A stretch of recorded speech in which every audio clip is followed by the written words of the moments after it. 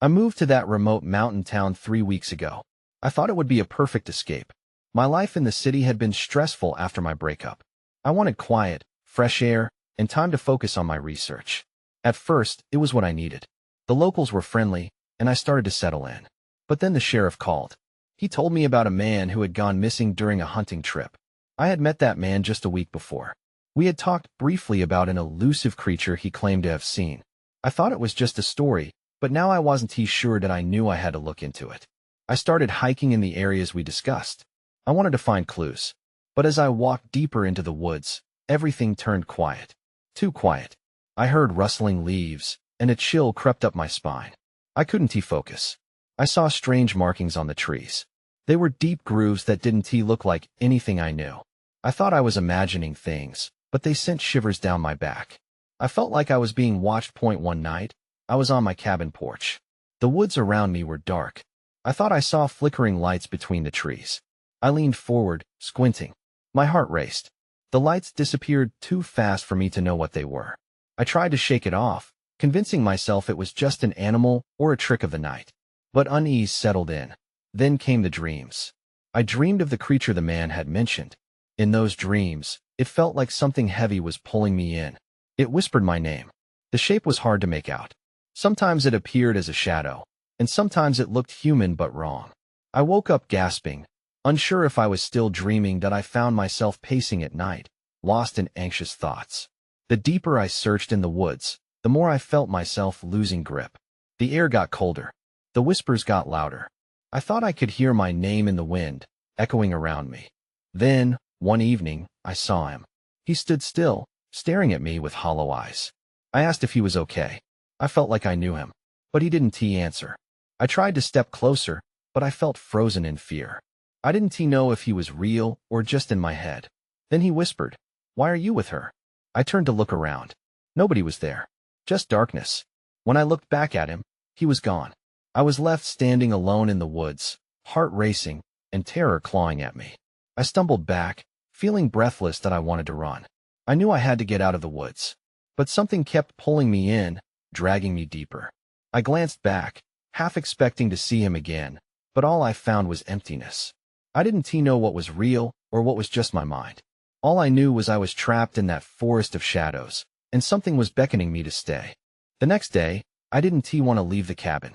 Paranoia gnawed at me. What if I saw him again? What if the whispers turned into something tangible?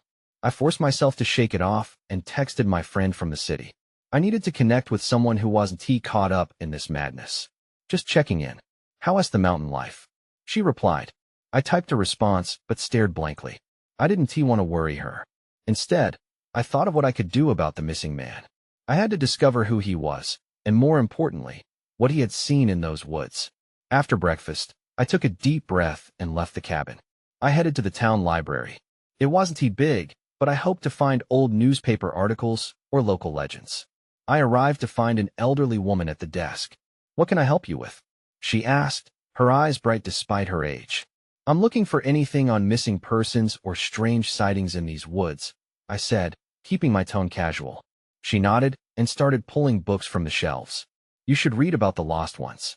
It's an old tale around here." "What do you mean?" I frowned. She hesitated, glancing toward the windows as if someone might overhear. "They say the lost ones wander the woods, searching for something they can never find. It's been years since anyone disappeared," but her voice trailed off. My heart raced. "But what?"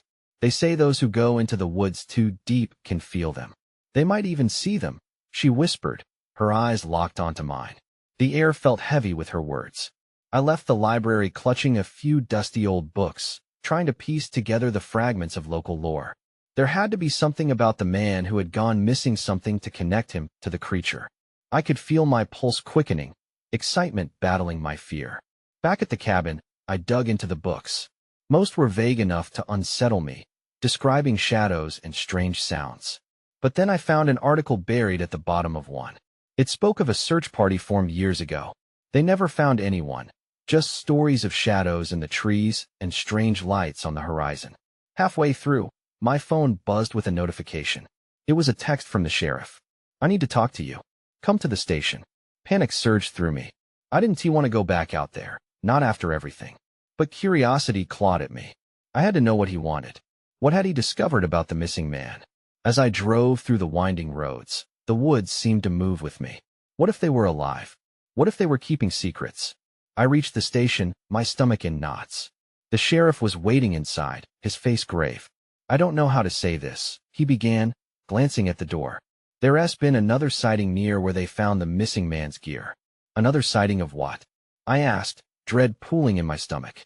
"Some say it was him. But that just can't be." Before he could explain further, the lights flickered, and the room plunged into darkness. I froze. Then I heard it whispers, echoing through the silence, soft, and calling my name. The whispers wrapped around me, each syllable heavy with an unsettling familiarity. My heart raced. I couldn't tell if they were real or just a figment of my imagination. The sheriff's face was a mask of tension, illuminated only by the strange glow of the emergency lights. "Stay here," he ordered, eyes darting toward the station's entrance. Before I could respond, he was moving, heading toward the flickering light. I wanted to call after him, but my voice felt trapped in my throat. I swallowed hard and followed, caught between fear and curiosity. The moment I stepped out into the hallway, the whispers grew louder. They sounded almost pleading. I strained to decipher them, but they slipped away like smoke. I sidled up to the sheriff, who stood at the door, peering outside. "There is something out there," he said quietly. "I can feel it." "What do you think it is?" I asked, trying to keep my voice steady. He shook his head. "I don't know. This is the first time I'm really scared about what's happening in these woods." Suddenly, the lights flickered back on, and I caught a glimpse of the sheriff's face. It was pale, eyes wide. "We need to find that man," he said, his tone serious. "He may know something." The missing man. I thought about the articles, the lost ones. What if he is transformed? What if he is not the same? A shudder ran through him, but he straightened up. "We need to follow up on the sighting. It might lead us to him." We hopped into the sheriff's truck, the engine rumbling to life. As we drove down the winding road toward the woods, my thoughts raced. I couldn't shake the feeling that if we got too close, something might reach out and pull us into the depths of the forest. When we arrived at the clearing, the sun had set, and darkness crept in like a fog. The shadows loomed taller, thicker, wrapping around trees like spirals of smoke. I glanced at the sheriff, whose demeanor shifted from uncertainty to cautious determination. "Stay close," he warned. We shouldn't split up. Each step into the woods felt like a descent into another world. The air was cooler, and the silence felt charged, as if the landscape itself was holding its breath. Suddenly, ahead, a figure flickered in and out of focus. I squinted, heart pounding. Was it him? "Wait." I called out, but the sheriff grabbed my arm.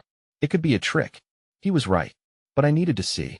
I pushed past him, drawn into the shadows.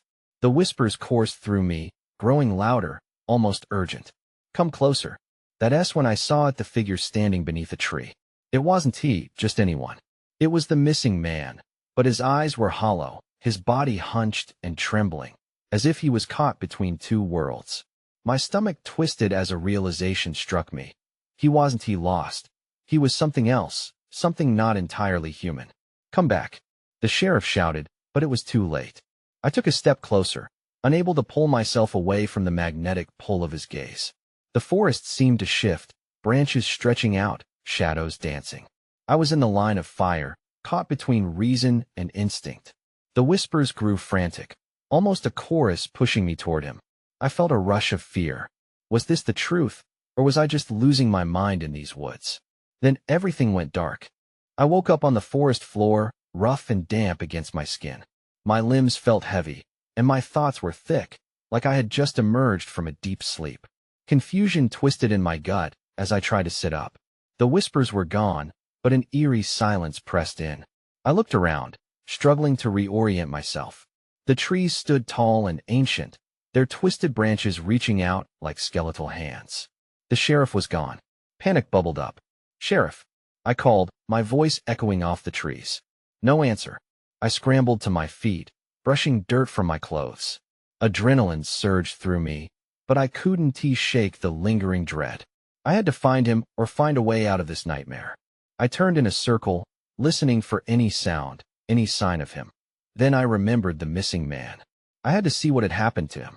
With every step deeper into the woods, I felt the weight of unseen eyes on me, the shadows shifting behind me. The path was overgrown, obscured by thorny vines and thickets. It took all my focus to navigate. As I pressed on, I spotted something odd in the dirt. A disturbance footprints. They were deep, almost animalistic, leading further into the dark undergrowth. My heart raced at the thought. Could it be the missing man? Or perhaps something more sinister? I took a breath and followed. The ground squished beneath my shoes, each step amplifying the silence around me. The trees around me felt tighter, as if trying to contain a secret.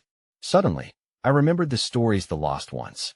What if whoever had come before me had become part of the woods themselves, forever bound to this dreadful place? The path turned sharply, almost making me stumble.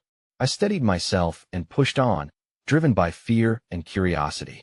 Then, in the distance, I heard a low, guttural sound, like an animal in pain. My throat went dry. Was that the sheriff? Or the missing man? With every step, I felt a pull, a call to push harder. I couldn't stop now. I had to know what awaited me ahead. Just as I rounded a thick cluster of trees, I saw a flicker of movement that a figure was there, blurred in the dim light. It wasn't he the sheriff, it was him the missing man. He stood unnaturally still, body twisted at an odd angle, as if he was completely disconnected from reality. I couldn't see his face clearly, but I felt a chill wash over me. Something was very wrong. "Help me," he croaked, voice strained and raspy. "You have to leave." My breath caught in my throat. There was something different about the way he spoke. It sent shivers down my spine. "What happened to you?" I wondered aloud, stepping closer despite my instincts. "Stay away." He shook his head violently, eyes wide with fear. "You don't belong here." Before I could question him further, shadows surged around him, thickening like a storm. I could feel them, a palpable darkness that seemed to crawl toward me. The air crackled with a sudden tension. I realized he was trying to protect me, but from what? The urgency of it all hit me like a weight. I needed to leave, but my feet felt glued to the ground. That's when I heard the low growl rise behind me. I turned slowly, dread washing over me as I faced whatever lurked in the trees. The growl rolled through the air, deep and throaty, reverberating in my bones. Fear sliced through me, igniting a desperate need to escape. I turned my back on the missing man, ready to run, but that instinct was quelled by a sudden, chilling clarity. This wasn't he, just a heartbeat behind. It was a warning that I glanced back at him, his eyes wide with terror. "You have to go?" He screamed again, shaking as the shadows twirled closer, enveloping him in an agonizing haze. I felt like I stood on the edge of an abyss. I needed to take action, but the presence behind me grew louder, a creeping dread that pulled me back into the moment. I hesitated for an instant too long. Then, out of the corner of my eye, I saw a shape moving between the trees, sleek and muscular, like a predator searching for prey. The feeling of being hunted turned my blood to ice. I had to choose. I could stand and either face the unknown, or I could flee, risking everything I might find in the process. My instincts screamed to run, as the missing man's voice echoed in my mind. "You don't belong here." I took a step backward, slowly.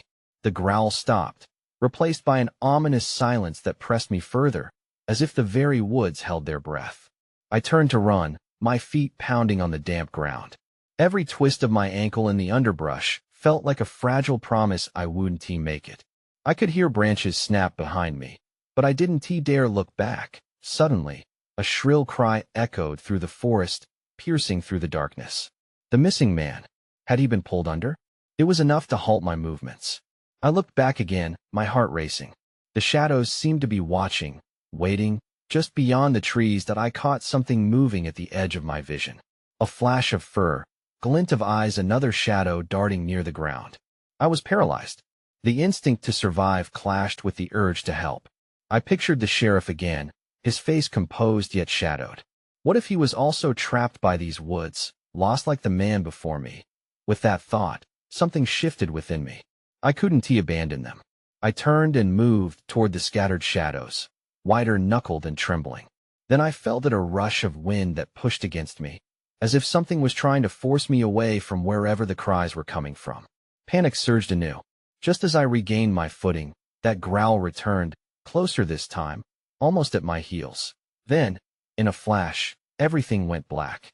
The world around me extinguished, swallowed by darkness. Nothing but silence pressed against my ears. I stumbled forward, hands bracing against the cold earth, gasping for light, for direction. As my vision began to return, I was hit with a jarring realization something was different. I was no longer in the thick of the trees, but instead, standing at the edge of a glade, illuminated by a dim, eerie glow. What lay ahead was a sight that froze me in place.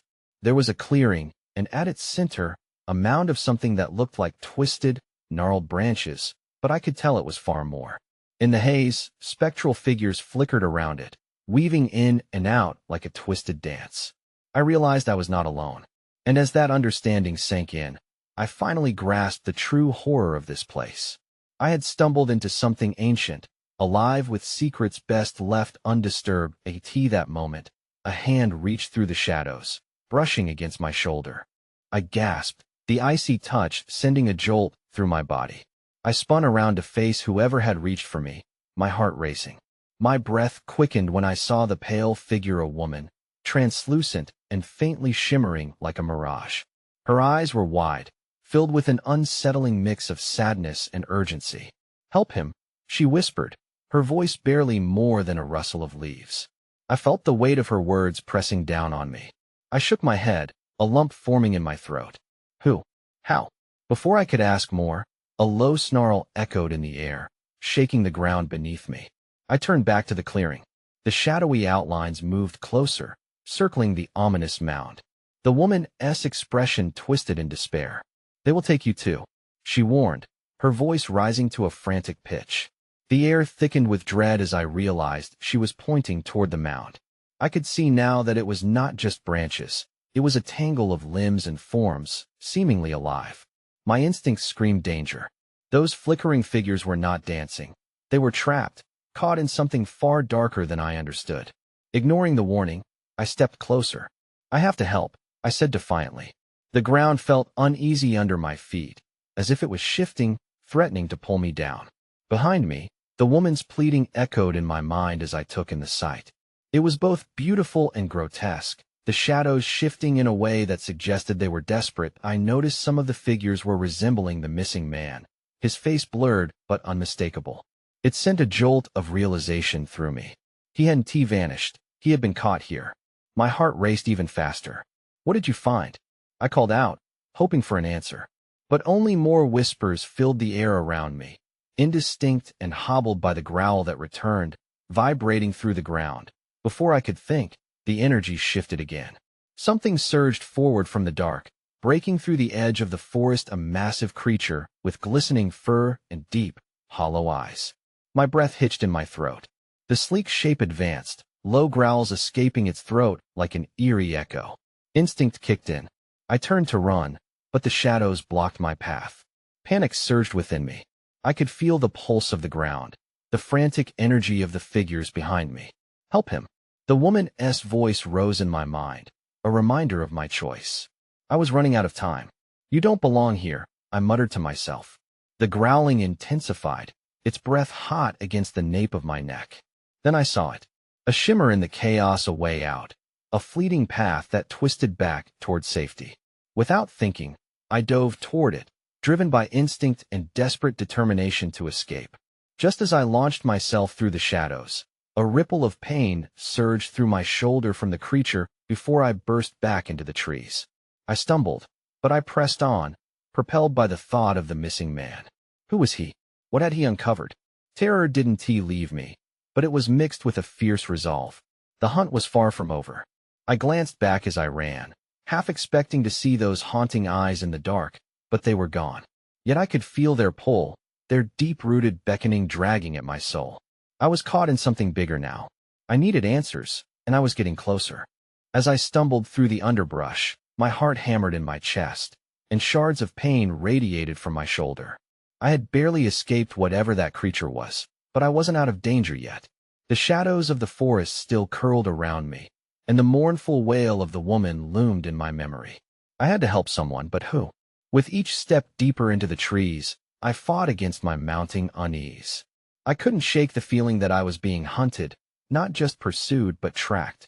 It felt as if unseen eyes were watching my every move, a constant reminder that danger lurked just beyond my sight. I broke through the trees and found myself in a small clearing lit by the fading light. My breaths were ragged, but I forced myself to think. I needed to find the missing man. The image of his blurred face haunted me, a ghost among shadows. My mind raced. Maybe I could uncover his last movements. I reached into my pocket for my phone, hoping against hope that it still functioned after my flight through the woods. The screen flickered to life, illuminating the clearing in a weak glow. I saw it immediately, a notification. It was a message. Going into the woods. Found something strange. My fingers trembled as I opened the message thread. It was from his sister. I remembered talking to her earlier. She had mentioned his recent obsession with the forest. As I read on, bits and pieces formed a vision of his last days' late-night drives, whispers of the supernatural, and frenetic sketches of the forest's deeper reaches.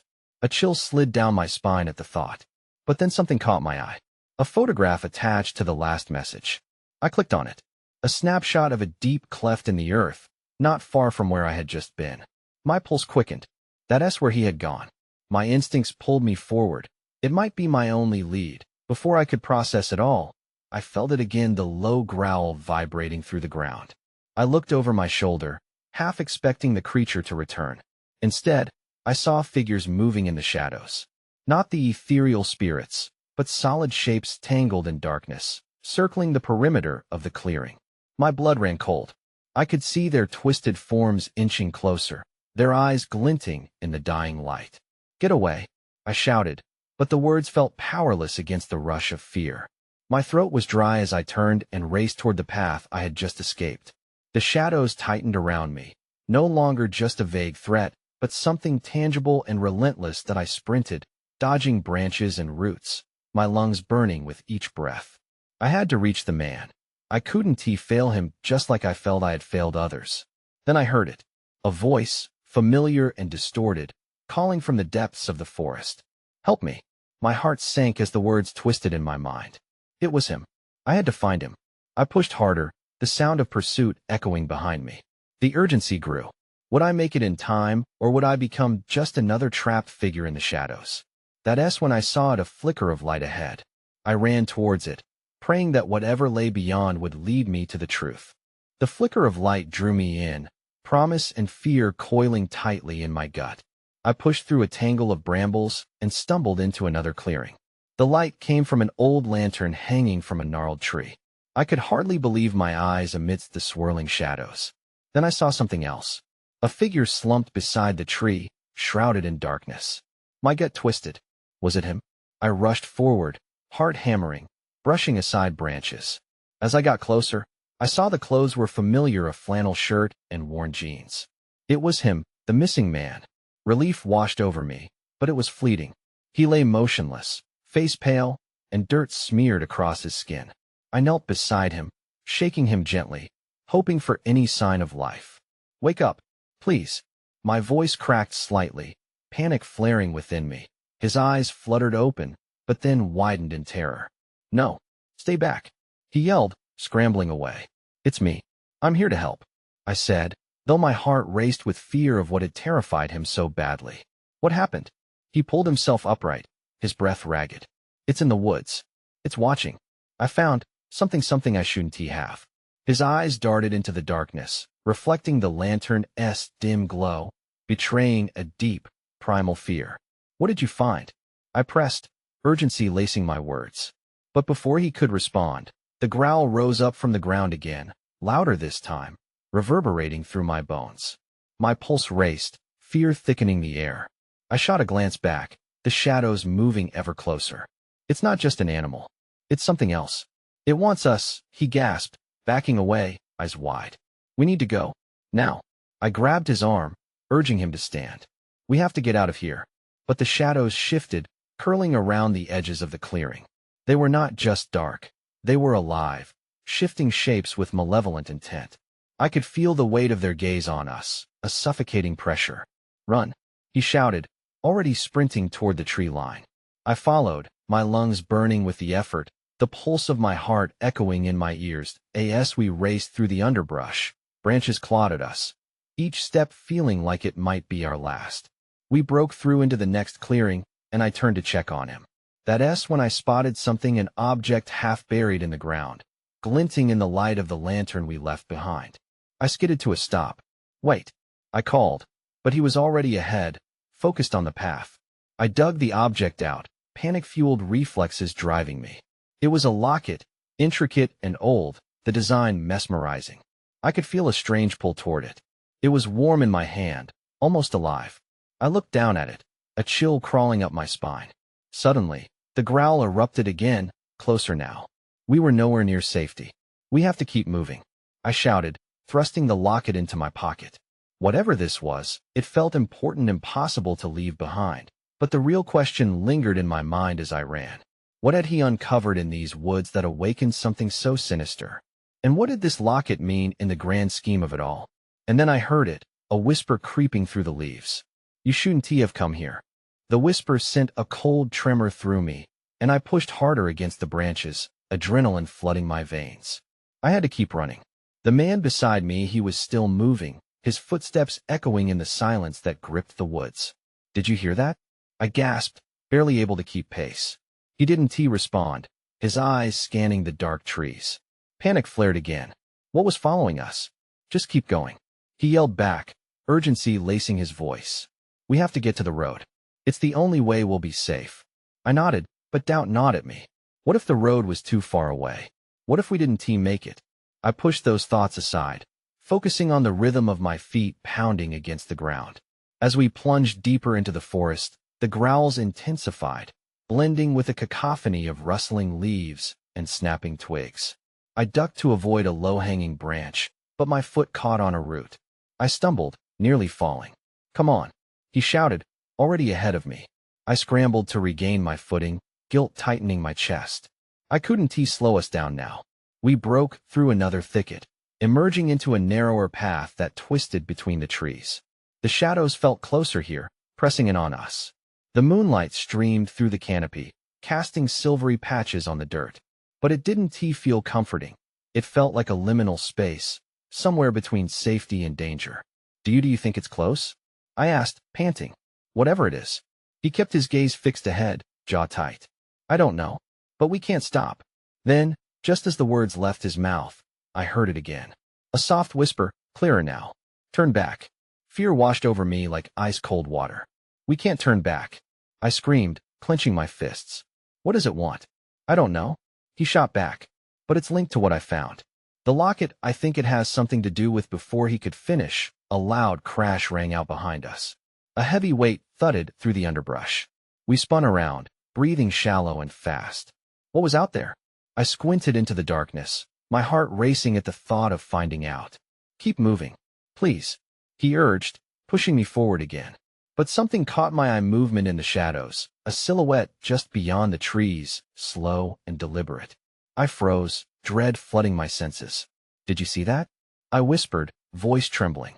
He turned, his eyes widening. "Let us go." We sprinted again, but I felt the weight of those eyes on us, boring into my back. The whispers swirled around me, taunting and teasing, as if trying to lure me into the shadows. And then it happened, everything went dark. The moon vanished behind a thick cloud cover, plunging us into near-total blackness. The only sound I heard was the man beside me, breathing heavily, his fear palpable. "Faster," he clamored, tugging my arm. But I hesitated for just a moment. I'm not leaving without knowing what I found." He turned back, desperation etched in his features. "Please, it's not worth it. I know it's killing us." And that's when I saw it, a flash of light flickering through the darkness, glowing from deep within the woods. My heart lurched. What could that be? Without thinking, I broke free of his grasp. "I have to see it." And as I dashed toward the light, my mind raced. This could be the key to everything, the answer to the locket's mystery. I barely registered the growl building again, closer this time, a sinister promise that we wouldn't escape unscathed. I plunged through the underbrush, branches whipping against me as I raced toward the flickering light.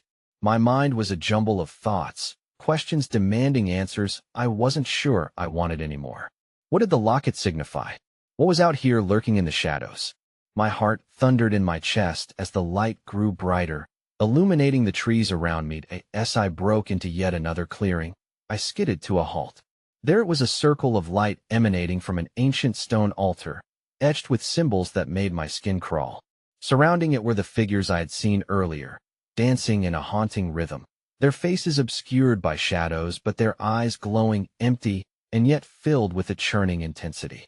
They were the lost ones, trapped in a cycle of darkness, bound to the very essence of this place. The missing man appeared at my side, panting, shock evident on his face. "No, this isn't what you think it is," he cried, reaching for my arm. "You need to get away.